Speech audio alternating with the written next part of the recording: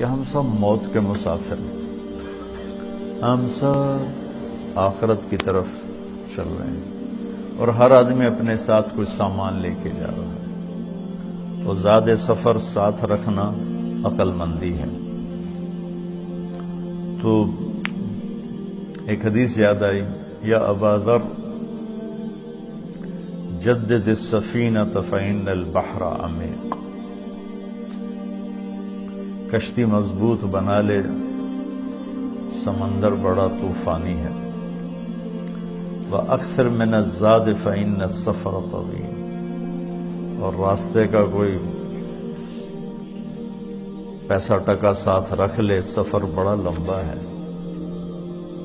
وَخَفِّفِ الْحَمْلَ فَإِنَّ الْعَاقِبَةَ كَؤُودٌ، اور دنیا کے بوجھ سر پہ تھوڑے رکھنا کہ خود ہی اٹھانا ہے تمہیں، اور گھاٹی بڑی مشکل ہے، اس میں سے گزرنا اس کے لیے آسان ہوگا جس کے سر پہ وزن تھوڑا ہوگا۔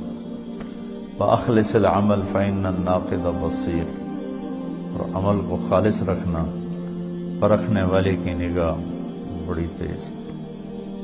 تو ہم سب موت کے مسافر ہیں، آخرت کی طرف ہر آنے والا لمحہ ہمیں موت کے قریب کر دیتا ہے۔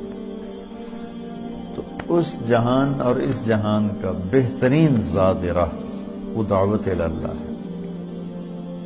تو میرا جی چاہتا ہے کہ آپ شوق سے جاؤ، چھٹیاں ہوتی ہیں تو یقیناً گھر جانے کو جی چاہتا ہے، اس میں کوئی شک نہیں۔ اس جی چاہے کو توڑنا، وَنَهَى النَّفْسَ عَنِ الْهَوَىٰ فَإِنَّ الْجَنَّةَ هِيَ الْمَأْوَىٰ وَأَمَّا مَنْ خَافَ مَقَامَ رَبِّهِ وَنَهَى النَّفْسَ عَنِ الْهَوَىٰ فَإِنَّ الْجَنَّةَ هِيَ الْمَأْوَىٰ۔ اس میں گھر جانا ایک طبعی شوق ہے۔ ہم رائمنڈ میں پڑھے، رائمنڈ سے عالی فضا تو تبلیغ کی دنیا میں کہیں نہیں تھی، لیکن جب چھٹی قریب آتی تھی جی چاہتا تھا گھر چلے جائیں، لیکن اللہ نے لگوائے رکھا، چلا لگوائے رکھا۔ اتنی عمر گزر گئی، بیماری کی وجہ سے چند